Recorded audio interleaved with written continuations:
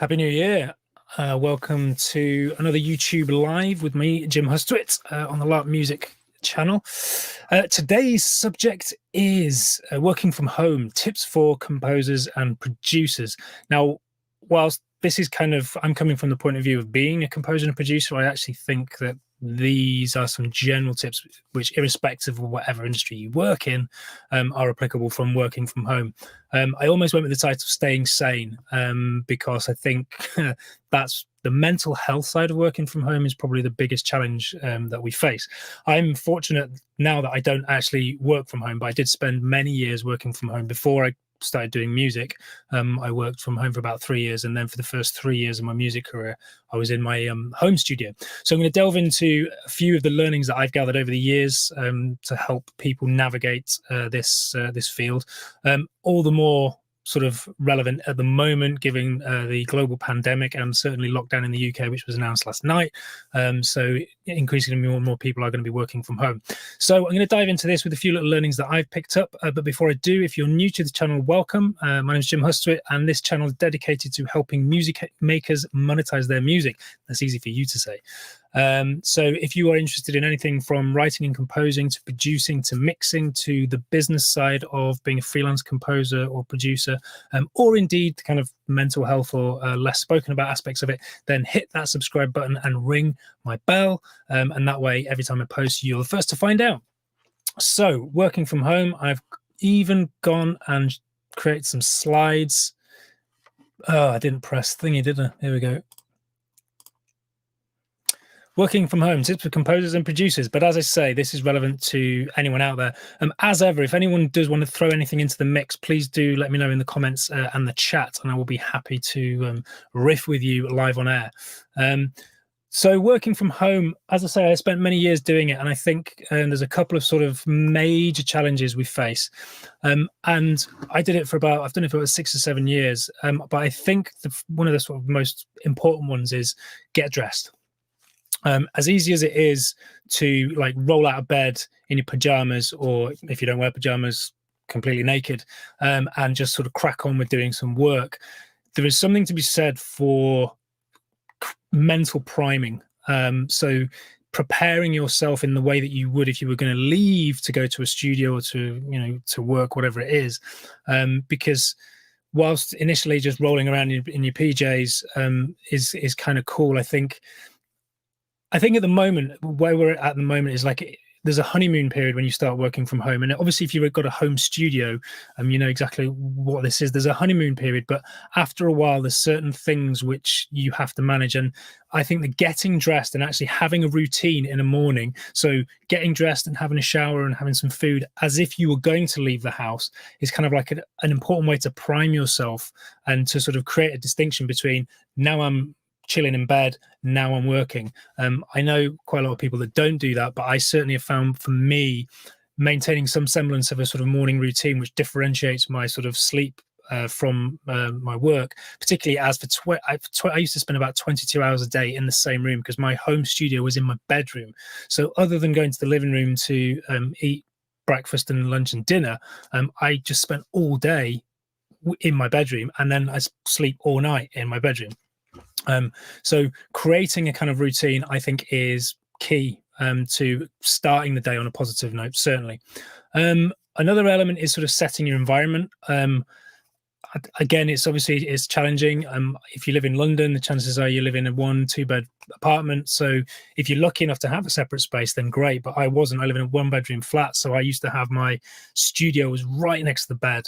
And now I created a special area and I created a special environment. But again, it's almost trying to recreate the idea of going to work and like a separation between, like, because that's the one thing that you don't have when you're working from home. You don't have that separation between now I'm at work, now I'm at home relaxing. Those environments become very confused. So it feels like taking small steps to try and create that separation, even though physically you're not leaving to go to work and coming home. But by having a specific environment that you go to, you sort of create a mindset whereby, okay, I'm in this area, now I'm at work, let's crack on and do it. So I think that's pretty important. Set cutoff times. I think this is, I know that a lot of people kind of is particularly hard if you're a producer or a composer, because you kind of get in this sort of flow state. And I know people that will kind of work into sort of small hours of the morning, but what I've found to be massively helpful is creating specific times to start and finish, because essentially when you're working from home, you can constantly just keep checking a few emails or tweaking a few things. There's no sort of cutoff time, so you sort of just keep going and keep going. Whereas actually having specific time whereby you say, okay, I'm not going to work beyond this time, because if you were to leave the studio, chances are that you wouldn't be able to sort of continue working. You'd have to wait till the following day. So again, if you're trying to recreate that, I also think it's really important for relationships, because if you happen to be living with a partner and you don't have a cutoff time, you never actually switch off from work and you're never actually present to them. So certainly from saving a relationship point of view, but also from a kind of, just mental state of mind, being strict with a cutoff time, saying beyond this time I'm not working, therefore I can dedicate time to whether it is family or even just relaxing, taking time out and doing something that isn't, work related. And as hard as it is, because certainly for me, I love making music. So it's the challenge is, I think sometimes when if you're employed, you sort of count down the hours until you sort of finish working. You're like, right, yeah, I'm done now, but I love what I do. So it's very tempting to just sort of keep going. Switch off emails and alerts. And I'm also conscious, I'm saying this is like working from home. I mean, I actually think irrespective of whether you work from home in a studio, a lot of these are kind of relevant.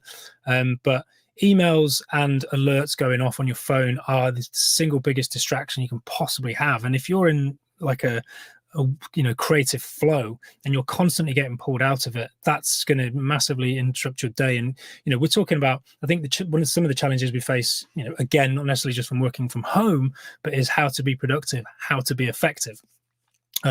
So making sure that kind of like, I basically check my emails twice a day, in the morning and in an evening, and in between that they're switched off. I certainly don't have any alerts flashing up, and I generally switch off my phone so I don't get dragged into some mental WhatsApp conversation which is 1,000 messages long. But I think, again, like switching that off, obviously, if you doing a job whereby you have to be on email, then that's a different kettle of fish. But for producers, composers, whereby we're in the music, I think, whilst you're in that flow, get rid of any distractions. And certainly social media all falls into that category as well, because that's got an amazing ability to suck hours of your time. Plan your day. Again, it's sort of like, you sort of get creative, but if you're, as a freelance producer or composer, you're running a business, and if you sort of just, even me coming into the studio, but if you sort of like go into the day and you haven't really got a plan of what you're going to do, it can easily just sort of run away with you, and you get to the end of the day and you think, well, I've done nothing. Whereas at least if you've got, I tend to plan out weeks and my whole week, so I know each day when I come in exactly what I've got to do. And certainly if you're working from home, there's massive benefits to that, because it means that you're on it. You don't have to sit down and take time to go, what am I going to do today? It's like in it straight away. So I tend to sort of set my tasks at the beginning of the week, Sunday night, plan out what's happened, and I found that did massively help as well when I was sort of working from home. Knowing what you're going to do and then structuring your day accordingly, because coming on to these next couple of parts, leave the house or flat, wherever you are, apartment if you're in the US. By the way, I'm going to come to comments in a minute. If you do have any things you want to throw into the mix here, please do let me know in the chat or in the comments. But leaving the house, again, is like, as I mentioned, if you have a job and you have to go to a studio, then you get to leave the house. You have a mental separation between work and home. If you're working from home, you don't have that. It become very blurred. And I sometimes I'd go an entire day without ever leaving the house. And I do that, for 5 days a week for months on end, whereby I might leave in an evening.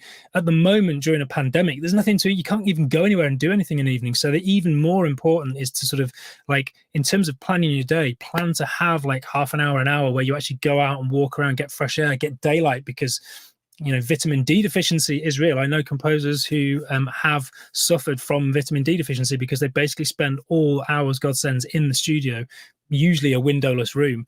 But yeah, get out the house and get some fresh air, and certainly moving as well. How many people have back issues as a result of a sort of sedentary lifestyle where we sort of sit down all day, every day? So if you're not even walking to the tube station, from a tube station to an office, then even more so, you need to sort of get out of the house and sort of stay active and move around. And my final tip for working from home is meet other humans.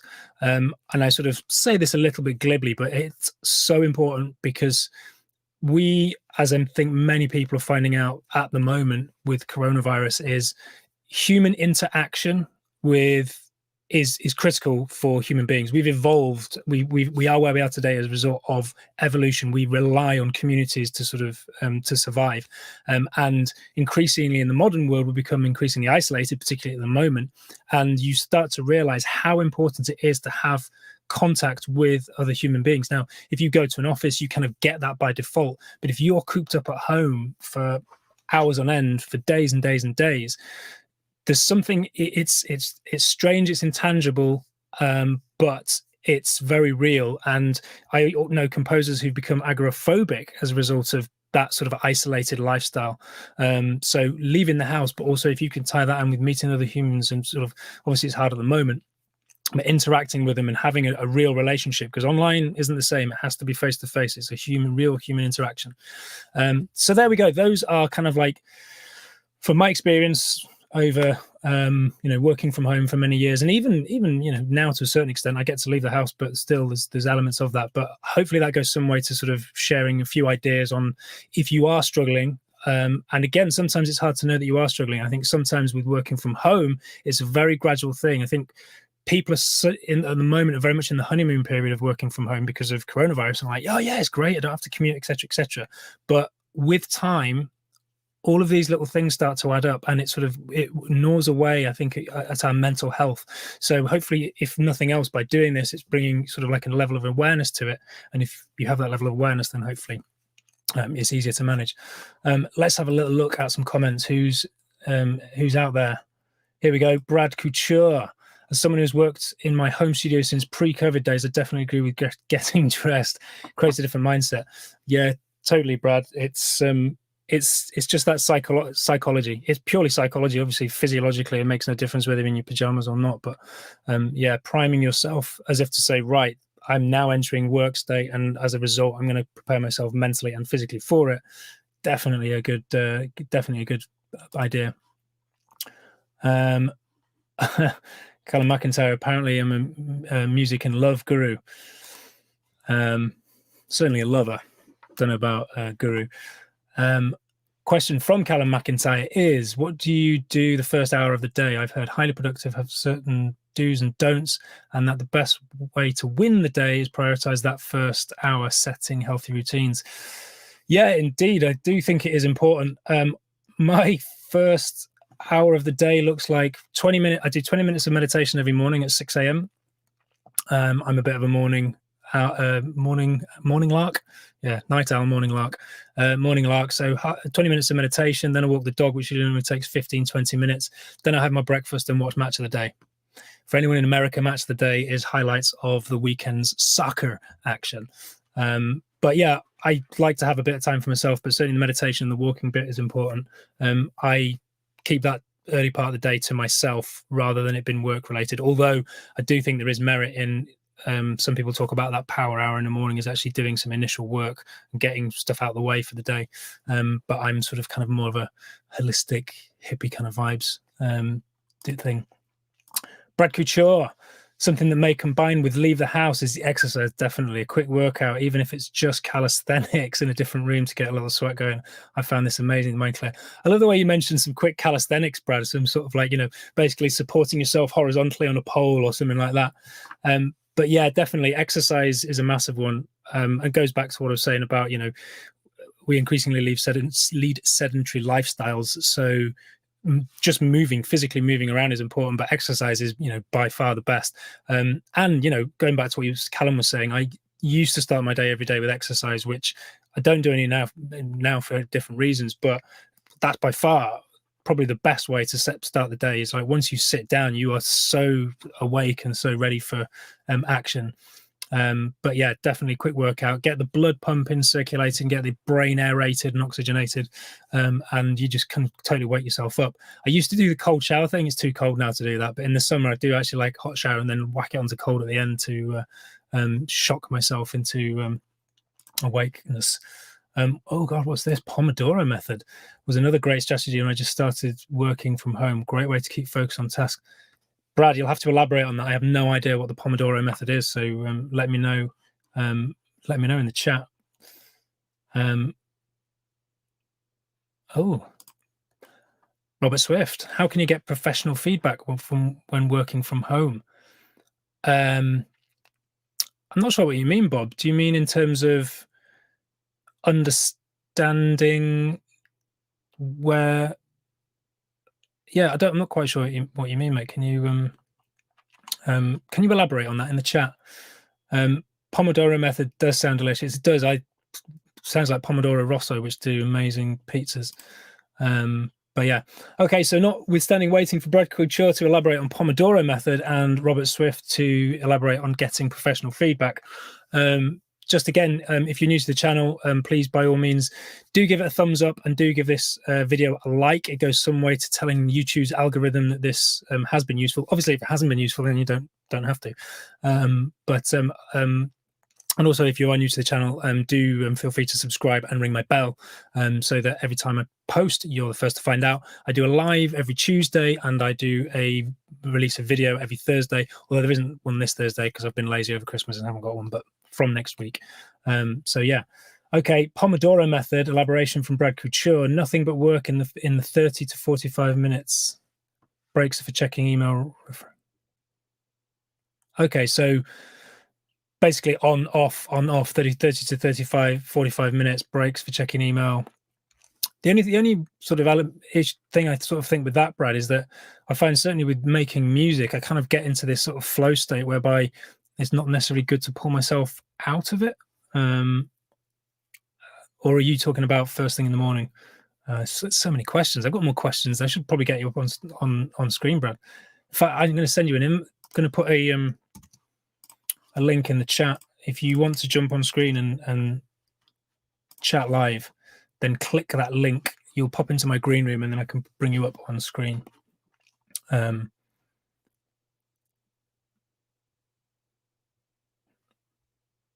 Okay, sorry, I didn't see that. This previous setting timers for working versus short breaks. Typically 30 to 45 minutes for working, 2 to 3 minutes for a mental break. Yeah, kind of makes sense. Again, just for me, I don't know. Maybe this is why you're such a prolific composer, Brad. And it takes me months to turn out one track, is because I don't take enough breaks. Because I tend to get sort of sucked into something, and then hours will pass me by, and I feel like if I pull myself out, it'd be hard to sort of get the flow again. But maybe I actually need to try that. Oh, okay. So how you gauge the quality of your work when you're working alone at home? So yeah, that's a good point. A lot of the work that I'm doing at the moment is for a US publisher in the US called ASX, and we have a writers circle. So once a week we meet up, we play each other our tracks, and get sort of feedback. So from that point of view, that has been absolutely invaluable in terms of sharing knowledge, but also sort of getting that kind of real-time feedback about what you're doing. So yeah, I think, and I also have like a mastermind group every Tuesday as well, which is sort of good for bouncing ideas off. So yeah, that's an interesting one, because I think probably you underestimate the value of, what fellow employees or team members can actually bring to the equation. And if you're working from home, so definitely if you can, I mean, obviously these community sites are a big thing at the moment. It's fairly impersonal because it's usually an online, but Facebook community whereby you sort of pay a monthly subscription to be a part of something, and you can sort of bounce ideas off things. I suppose that could be quite good. I did a course with a sort of similar thing, like a mastermind group, and I'm still in touch with that mastermind, and we still have a call every Tuesday now. And as well, like if you use other people, I also have a call with a mate every Friday morning, talk about challenges and wins of that week, in order to bounce ideas off of each other. So it's a good point, Robert Swift, in terms of, whilst you are isolated and working from home, maintaining contact with people with whom you can bounce ideas off. I think this is really hard for composers and producers, because this mastermind group that I was talking about, this writer circle I was talking about, that I run every Thursday, is fairly new to me. Beforehand, as a production music composer, you write a load of music, you send it off, you get some feedback from the producer at the label, and then you do some more, and then they send some more feedback, and then you send it off and it's gone. So yeah, I will, you know, throw this open. If anyone else has got any other ideas of how to sort of like create sort of small work related communities, and certainly a writer's circle for music, I have found invaluable. So if you can find like-minded composers and producers and have a kind of like a weekly meeting, it does mean being consistent and turning up every week. And I think one of the keys to a mastermind is trying to bring more to the mastermind than you take away. If every member of the mastermind tries to bring more than they take away, then that's I think where the sort of real value of a mastermind is. Elizabeth Andrews, when your job is also your passion, how do you manage to avoid losing the passion in the day-to-day routine? Yeah,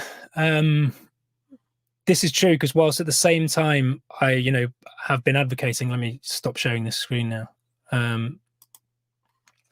Whilst I have been advocating creating a routine, basically the way I do it is make sure that every 3 months I have a good break for like a week or 2 weeks. I don't mind working and working really hard, but it's about managing that. And I think, you know, setting those cutoff times. If you're constantly working for 15, 16, 17 hours a day and you're not allowing yourself time to what Stephen Covey in the 7 Habits of Highly Effective People calls sharpening the saw, then you are not allowing yourself space to kind of, you know, recover. And sort of, particularly with anything creative, I think creativity can be a finite resource. You need time to recharge and regroup and find inspiration. And if you're constantly grinding, constantly working away, it works for a certain period of time, but at some point, me personally, I kind of reach breaking point whereby it's like, right, I just need to switch off, and I go dark. I literally disappear off. I don't check emails. I don't look at anything work related, no social media, anything. Step away from it, usually go away if I can, get out of my usual environment, recharge the batteries, and then come back. And, you know, that's how I manage it. I know other people who are very, very good at managing their day-to-day work-life balance, and they'll have, you know, mornings off. As a freelancer, obviously you can take time off whenever you want, but I never do. I'm sort of like, I essentially work 9 to 5 hours, although they're not 9 to 5 at all. So yeah, I think being strict with yourself and making sure you set cutoff hours by planning your day. When you're planning your work day, also plan your sort of social day as well. Obviously not doing much socializing at the moment, but being as strict with penciling in social stuff or relaxation stuff as you are with if you had a client meeting or something like that. Treat them with the same level of priority. And that I think for me is, but if anyone else has got any other answers, then let us know. Oh, Brad Couture's in the green room. I'm gonna have to put hello. Brad Couture. Hello. Okay, man. So I guess a little bit more on the Pomodoro Method.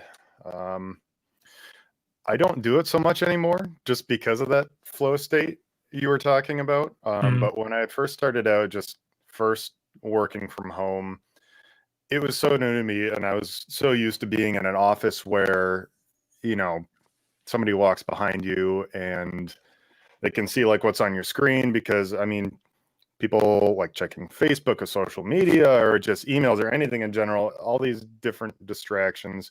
When you're at home, nobody cares. Nobody can. So I would constantly find myself like, you know, if I'm trying to struggle writing a part or something, it's really easy to pick up my phone and distract myself for a little bit, and things just kept stretching out and longer. And so, yeah, the Pomodoro Method, I know I explained it a little in the chat, but it's like you set a timer, and for 30 minutes, 45 minutes, whatever time period you feel comfortable with, shut everything off, turn your phone on silent.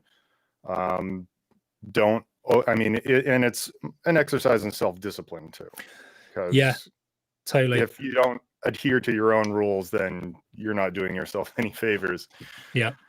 I think that kind of ties in as well, Brad, with what Liz Andrews was asking, was about, you know, if it's your passion as well. It's like you have to bring a sort of level of discipline to it. I think it's this, you're basically constantly trying to find a balance between the work, the relaxation, and as you say, like when you're working from home, and you're sort of isolated, you're not seeing people, it's very easy to sort of go onto YouTube or whatever, or and watch videos like this, or go onto Facebook and get sort of disappear down a rabbit hole and then sort of come out an hour later having achieved nothing. Whereas if you sort of have that discipline to say, okay, well, like I tend to just sort of basically do, you know, my morning, and then lunch is my cutoff.